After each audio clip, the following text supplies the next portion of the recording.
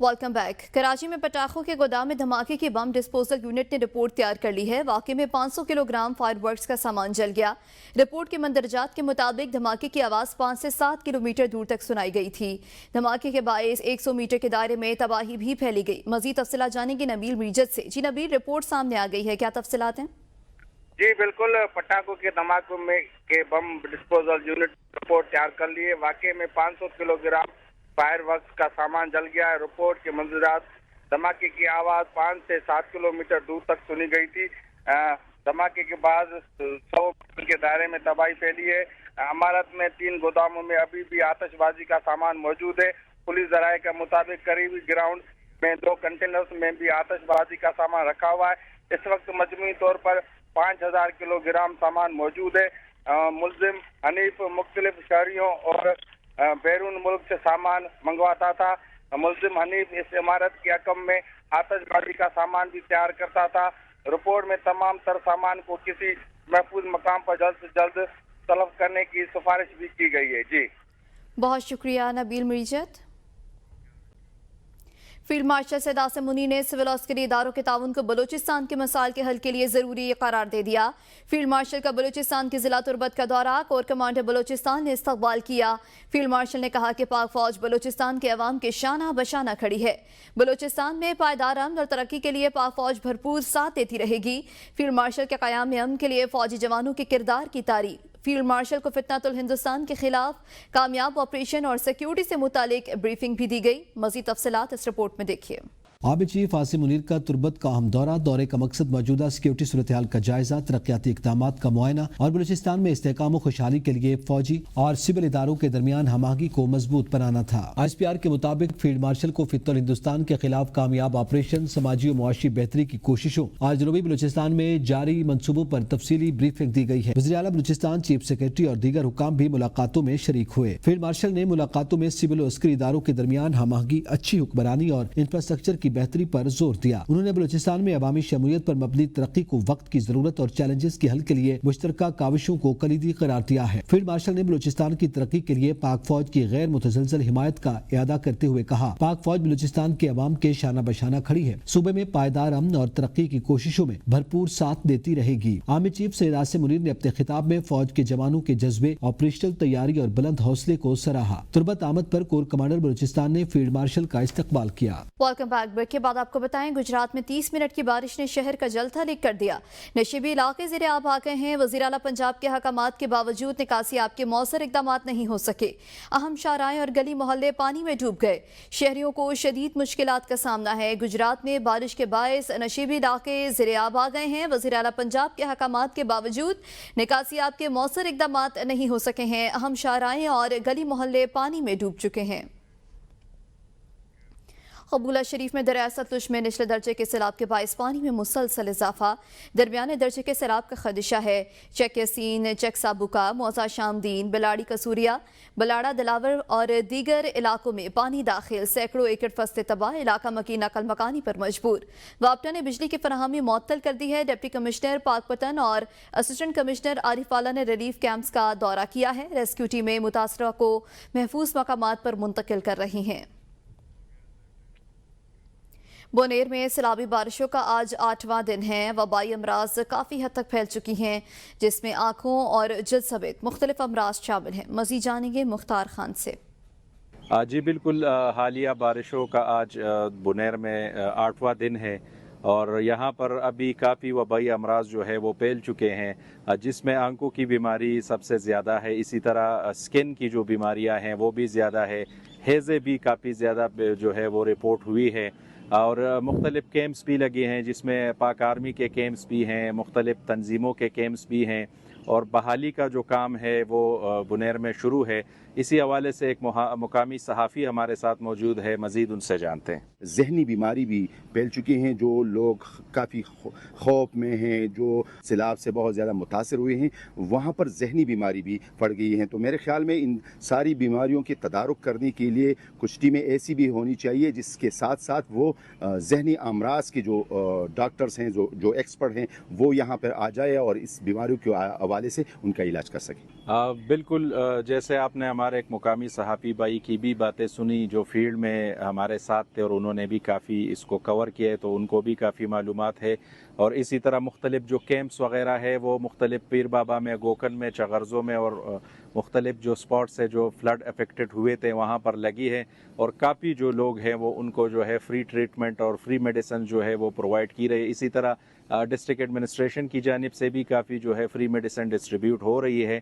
جی، سوات میں تباہ کن سیلاب کے بعد بحالی اور صفائی کا عمل جاری ہے، لیکن محکمہ موسمیات نے آج مزید تیز بارشوں کا اندیہ دیا ہے اور گلیشیئر پھٹنے کا بھی خدشہ ظاہر کیا گیا ہے. مزید اپڈیٹ دیں گے سوات سے حیات چمن. جی حیات، آگاہ کریں.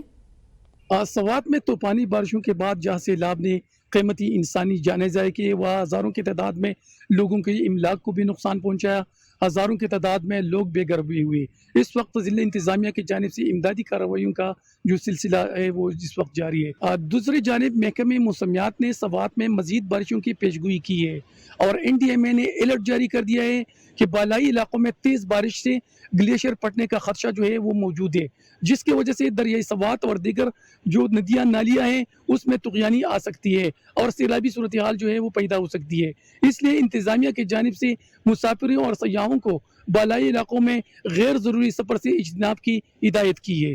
جی، ویلکم بیک. بریک کے بعد آپ کو بتائیں ہیڈ سلیمان کی میں دریائے ستلج پر نچلے درجے کا سیلاب، پانی کی آمد 68,318 کیوسک اور اخراج 57,206 کیوسک ریکارڈ کیا گیا. گنڈا سنگھ پر پانی کی آمد 95,000 کیوسک تک پہنچ گئی ہے. ڈاؤن فلو میں نشیبی علاقے زیرآب آ گئے، جن میں چک قائم، جندی کا بھائی، والا شیخو، چک اکبر، چک دراز، چک عزت اور خیر آباد شامل ہیں. 4,700 ایکڑ زرعی رقبے پر مکئی، دھان اور تل کی فصلیں تباہ، کسانوں کو اربوں روپے کا نقصان. متاثرہ کسانوں نے مطالبہ کیا ہے کہ BS کینال سے دریائے ستلج میں 18,000 کیوسک پانی کی آمد بند کی جائے تاکہ مزید تباہی سے بچا جا سکے. رحیم یار خان میں دریائے سندھ میں درمیانے درجے کا سیلاب ہے. چاچڑا شریف کے مقام پر 5,40,000 کیوسک کا ریلا گزر رہا ہے. دریائی کٹاؤ سے متعدد بستیاں اور ہزاروں ایکڑ فصلیں زیر آب آ گئی. متاثرہ علاقوں کے مکین محفوظ مقامات پر منتقل ہونا شروع ہو گئے. ڈپٹی کمشنر کے مطابق سیلابی صورتحال کے پیش نظر فلڈ ریلیف کیمپ قائم کر دیے گئے ہیں، جبکہ اسسٹنٹ کمشنرز ریسکیو 1122، محکمہ انہار، زراعت اور دیگر اداروں کو ہائی الرٹ رہنے کی ہدایت جاری ہے. مانسہرہ اور بٹگرام کے سیلاب سے متاثرہ علاقوں میں ایک بار پھر وقفے سے بارش کا سلسلہ شروع. آسمان پر گہرے بادل چھا گئے. سیلاب متاثرین کھلے آسمان تلے زندگی گزارنے پر مجبور. علاقے کی واحد سڑک بھی بند ہونے کا خدشہ. ملکال گلی، ڈھیری حلیم، نیل بند میں بجلی نہ ہونے کی وجہ سے متاثرین کی مشکلات میں مزید اضافہ ہو گیا ہے. انسداد دہشت گردی عدالت لاہور سانحہ 9 مئی جناح ہاؤس حملے کا مقدمہ. لاہور کی انسداد دہشت گردی کی عدالت ملزم شیر شاہ کا 5 دن کا جسمانی ریمانڈ منظور کر لیا. انسداد دہشت گردی عدالت کے ایڈمن جج منظر علی گل نے کیس کی سماعت کی. مانی PTI کے بھانجے شیر شاہ کے جسمانی ریمانڈ پر محفوظ فیصلہ سنا دیا گیا. ملزم کو تھانہ سرور روڈ کی جناح ہاؤس حملہ کیس میں نامزد کیا گیا. پاکستان کا موجودہ انتظامی نظام معاشی مسائل حل کرنے میں ناکام. ملک میں چھوٹے صوبوں کے قیام یا 38 وفاقی ڈویژنز کا فارمولہ سامنے آ گیا.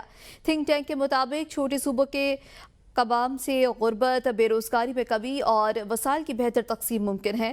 وسائل کی منصفانہ تقسیم سے تعلیم، صحت کے نظام میں بہتری اور صوبوں کے درمیان معاشی فرق کم ہوگا.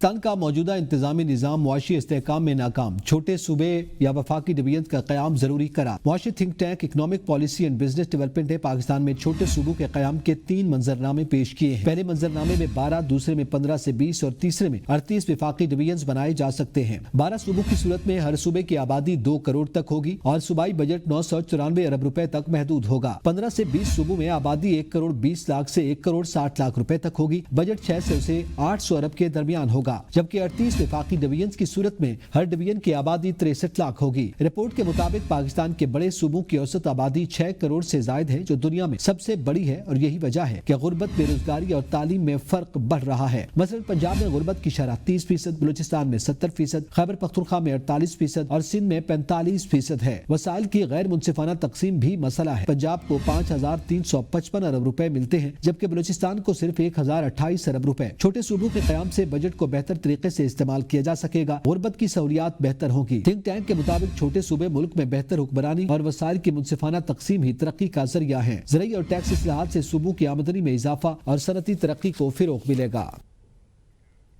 وزیر خزانہ محمد اورنگزیب نے کہا ہے کہ کرپٹو مائننگ بھی حکومت کے زیر غور ہے اور اس مقصد کے لیے کرپٹو کونسل تشکیل دی گئی ہے تاکہ اس شعبے میں شفاف اور واضح پالیسی مرتب کی جا سکے۔ ملک کی معیشت بہتری کی جانب گامزن ہے۔ حکومت کی اولین ترجیح تاجروں اور سرمایہ کاروں کو سہولیات فراہم کرنا ہے۔ ان کا کہنا تھا کہ ملک کے 10 سے 15% لوگ پہلے ہی ڈیجیٹل کاروبار سے مستفید ہو رہے ہیں، جبکہ مستقبل میں ڈیجیٹل اثاثوں کا رجحان مزید بڑھے گا۔ وزیر خزانہ نے کہا کہ ڈیجیٹل سرمایہ کاری سستی، برقرفتار اور زیادہ شفاف ہے۔ اس حوالے سے ریگولیشنز کو بہتر بنانا ہوگا۔ انہوں نے کہا کہ حکومت سرمایہ کاروں کے لیے سہولت پیدا کرنے کی بھرپور کوشش کر رہی ہے۔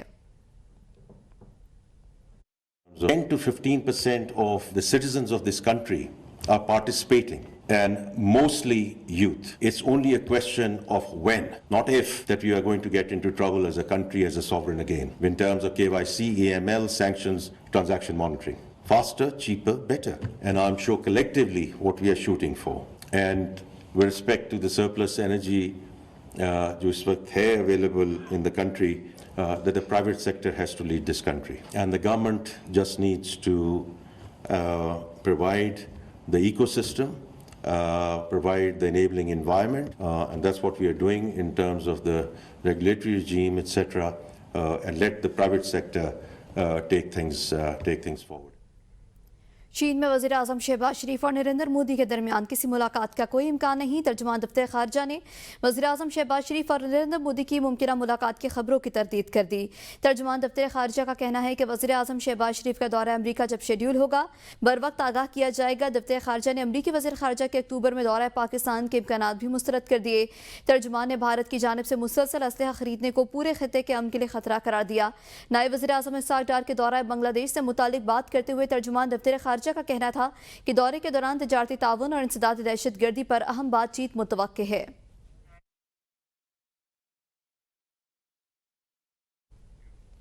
کراچی کے علاقے ڈیفنس میں 2 معصوم بچوں کے قتل کے دل دہلا دینے والے واقعے میں سٹی کورٹ کراچی کے جوڈیشل مجسٹریٹ جنوبی نے ملزمہ والدہ ادیبہ کے جسمانی ریمانڈ میں 3 روز کی توسیع کر دی ہے۔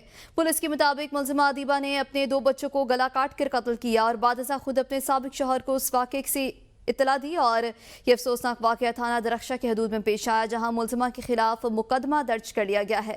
عدالت نے تفتیشی افسر کی استدعا منظور کرتے ہوئے جسمانی ریمانڈ میں 3 روز کی توسیع کر دی اور 26 اگست تک کیس کی پیش رفت رپورٹ طلب کی۔ نیوز اسٹوڈیو سے فی الوقت اتنا ہی، دیکھتے رہیے ABN نیوز۔